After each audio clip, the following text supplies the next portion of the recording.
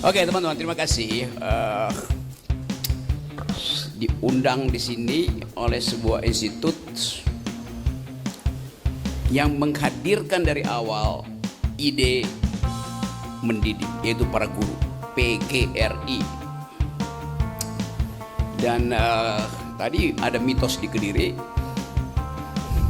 dan mitos itu udah terjadi sebetulnya, karena figur yang biasanya ditempel di dinding kiri kanan itu udah nggak ada.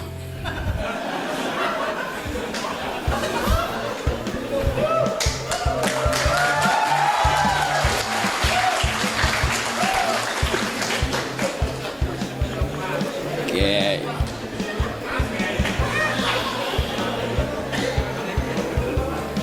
Bahkan yang sebelah kiri saya gantiin tuh. Mesti ada gambar sebelah kiri tuh. Saya ada di Kediri. Apa itu Kediri? Kediri artinya kemampuan berdiri sendiri.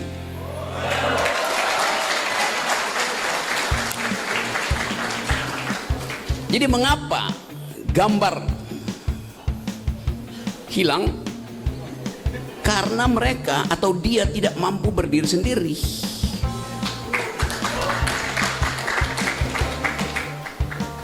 Udah gede masih minta didirikan oleh bapaknya.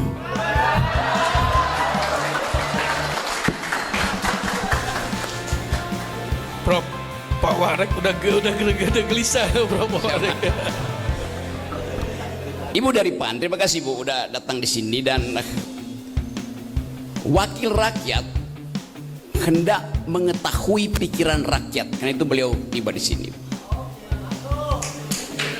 Tapi ada wakil rakyat yang kerjanya mau mengawasi pikiran rakyat, yaitu dungu namanya. Kita memilih wakil supaya kita tidak dibebani oleh pekerjaan teknis, bolak-balik mengawasi presiden. Jadi tugas dari wakil rakyat adalah mengawasi kekuasaan. Namanya anjing penggonggong. Tapi ada orang yang marah kalau saya bilang Anda wakil rakyat, artinya Anda anjing penggonggong. Bukan, kami bukan anjing, kami manusia. Iya tahu. Tapi dalam teori politik, watchdog itu dia tugasnya menggonggongi pemerintah, bukan menggonggongi rakyat. Nah, kalau ada anjing penggonggong yang gonggongi rakyat, getok aja palanya. Jadi ibu, seorang perempuan, dan pendidikan itu dimulai dari rahim perempuan. Rahim perempuan itu adalah fakultas kewarganegaraan pertama, fakultas hukum pertama, fakultas ekonomi pertama. Karena di rahim perempuanlah dimulai pemahaman tentang keadilan. Setiap perempuan yang hamil, dia ada dalam status membagi nutrisi dengan calon bayi. Jadi dari awal perempuan udah tahu cara membagi keadilan. Dia membagi kecemasan dengan bayinya, dia membagi nutrisi dengan calon bayinya, dia membagi vitamin dengan calon bayinya. Jadi kalau hak rahim itu terhalang oleh kebijakan ekonomi, maka kita mesti marah pada pemerintah. Karena artinya dari rahim perempuan sekolah pertama itu ditentukan sukses tidaknya seseorang dalam kehidupan selanjutnya. Itu yang kita sebut dalam statistik, berapa persen stunting yang bisa membatalkan pertumbuhan ekonomi 8%. Berapa persen stunting yang bisa membuyarkan harapan akan ada bonus demografi. Jadi rahim perempuan, disitulah dimulai masa depan negeri. Pendidikan artinya menghadirkan kemampuan untuk menganalisis persoalan. Cuman itu filosofi pendidikan. Jadi kalau Anda mampu menganalisis persoalan, Anda bisa berpikir, saya tidak memerlukan pendidikan. Anda tidak memerlukan kurikulum yang sekedar memboroskan APBN, tapi dengan hasil IQ nasional kita sekarang tinggal 78. Bagaimana bersaing misalnya dengan anak-anak Filipina, anak Singapura, anak Vietnam, anak Thailand yang IQ-nya 100, 105, ada yang 115. Nah, kita mau periksa soal ini. Apakah turunnya IQ nasional itu yang menyebabkan negeri ini terpapar kemiskinan? Apakah kebijakan pendidikan kita seperti yang dimaksudkan oleh Ki Hajar Dewantara, Suwardi Suryaningrat. Nama aslinya kan Suwardi Suryaningrat, tapi dia nggak mau nama itu dipakai karena itu ada keningratan. Dia ganti namanya Ki Hajar Dewantara. Dari segi itu kita tahu filosofi Ki Hajar Dewantara menghendaki supaya ada kesetaraan berpikir. Tidak boleh ada kelas yang lebih tinggi tetapi memanfaatkan kedudukan kelasnya itu untuk mengatakan karena saya kelas elit maka saya bisa berpikir. Dari situ kita belajar Ingarso, apa namanya, Sungtulodo, Ingmadia, Angun Karso, Tuturi Handayani. Itu versi resmi dari filosofi pendidikan kita. Selama Presiden Jokowi itu nggak berlaku.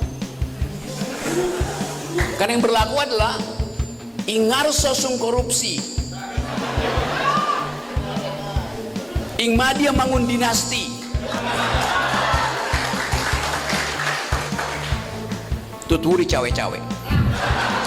Itu yang terjadi begitu. Kesulitan-kesulitan itu yang ingin kita pastikan, kita bongkar dari sekarang. Tadi saya mulai dengan Kediri artinya kemampuan berdiri sendiri, termasuk di dalam membuat kurikulum sebetulnya. Kalau Anda pergi sekarang di beberapa negara bagian di Amerika, Anda bilang saya dari Kediri mau belajar di satu universitas San Francisco,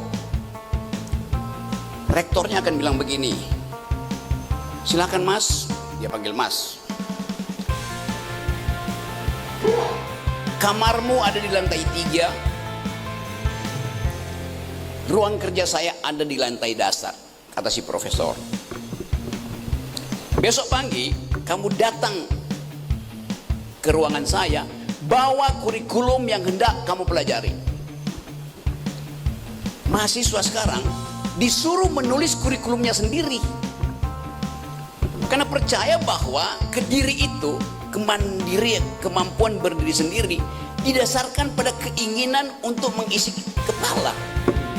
Di kita pendidikan itu diisi kepalanya oleh negara. Ngaco. Ada standar kurikulum. Coba Anda bayangkan, mahasiswa masih diajarin bahasa Indonesia. Loh, Anda mahasiswa ini orang Indonesia, ngapain masih belajar bahasa Indonesia coba? Buat apa pelajaran bahasa ini? Artinya SD, SMP, SMA gagal mengajarkan cara berpikir melalui bahasa.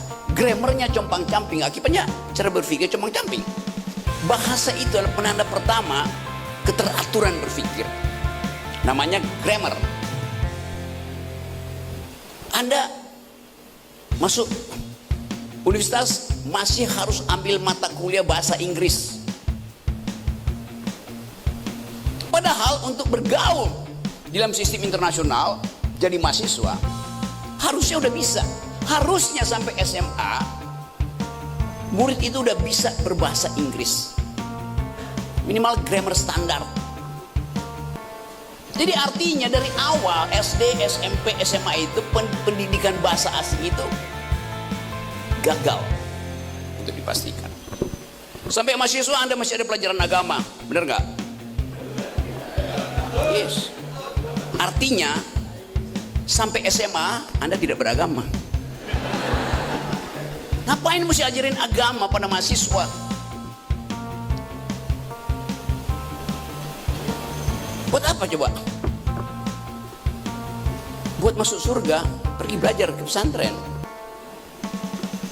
Jadi banyak hal yang di dalam kurikulum kita itu pemborosan karena tidak ada ide tentang kemajuan, tidak ada ide tentang apa yang disebut sebagai konsepsi masa depan.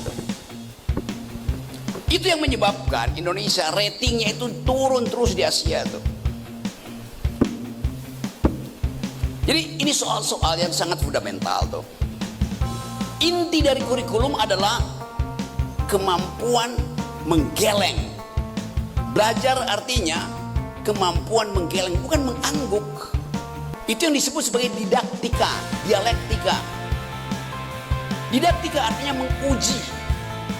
Menguji artinya menggeleng. Dialektika artinya berkonfrontasi, berkonfrontasi dan menggeleng. Kenapa itu tidak terjadi dalam kelas? Kalau dosennya lagi ngomong di situ, mahasiswanya nyatat.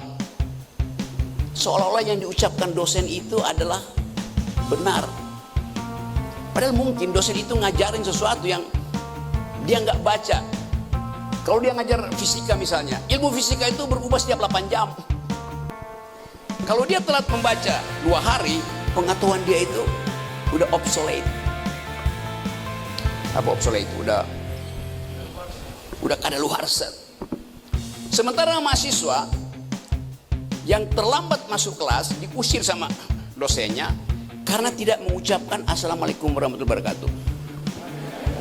Apa hubungannya Assalamualaikum dengan E equals MC square dari Einstein? Itu namanya basa-basi. Si mahasiswa misalnya, kamu telat, gak boleh masuk. Feodalisme masih bekerja di ruang-ruang kampus. Musuh utama pendidikan adalah feodalisme. Kalau si mahasiswa bilang, Pak, saya dengar dari luar Bapak menerangkan sesuatu dan itu salah, Pak. Padahal mahasiswa itu memang tahu. Kenapa dia telat? Karena tadi malam habis sahur dia masih nongkrong di kafe dekat sini untuk cari sinyal gratisan karena dia mau mengakses jurnal terakhir di bidang fisika yang diterbitkan oleh Cambridge University misalnya. Dia baca itu. Kan kita bisa akses internet itu berlimpah pengetahuannya. Si mahasiswa ini mengakses informasi terakhir tentang teori kuantum.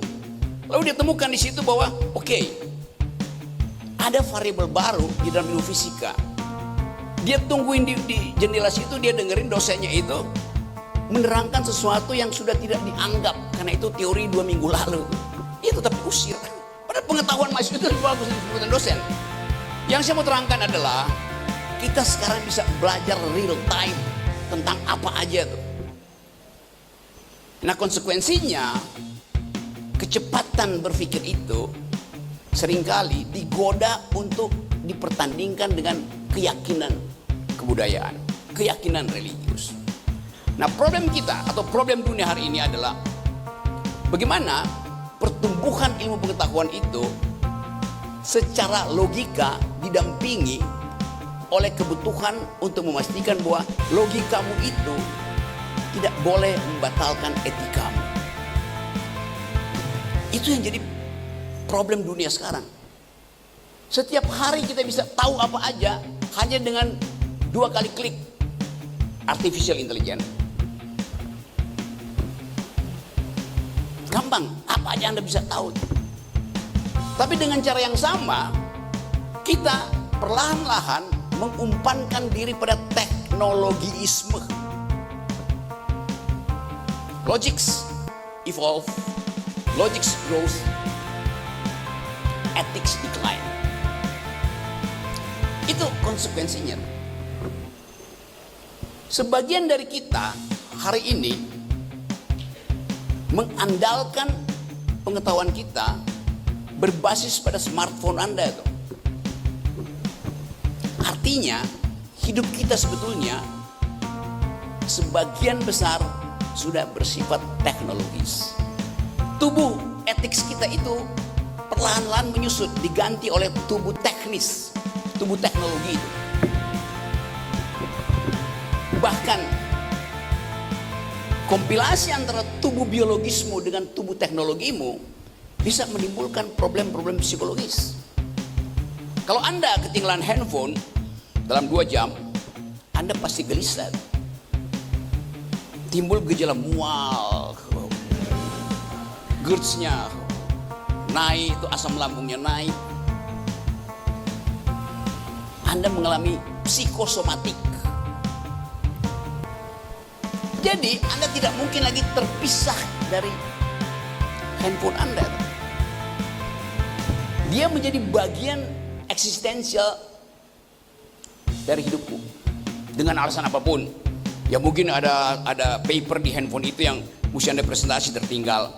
Atau Anda cemas bahwa tempat kosmu itu, begitu pacarmu datang dia lihat kok ada foto orang lain di handphonemu yang tertinggal. Cekcok. Jadi relasi antara teknologi dan biologi bisa menimbulkan problem psikososial. Juga problem politik.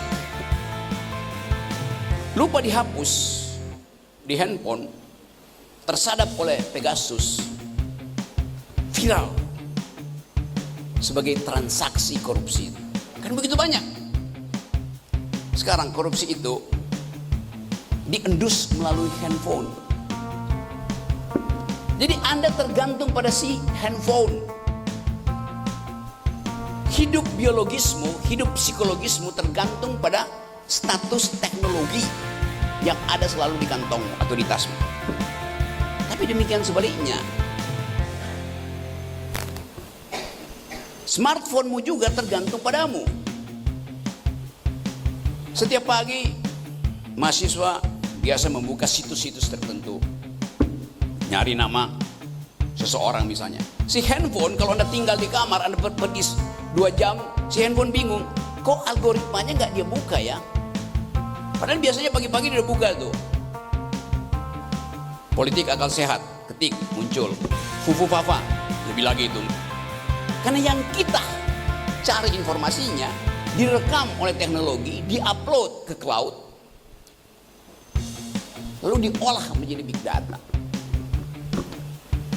Kita sekarang ingin supaya PGRI tumbuh bersaing dengan institusi-institusi sejenis di Eropa, di Amerika, bukan sekedar di Jawa Tengah, Jawa Timur, atau di Jakarta.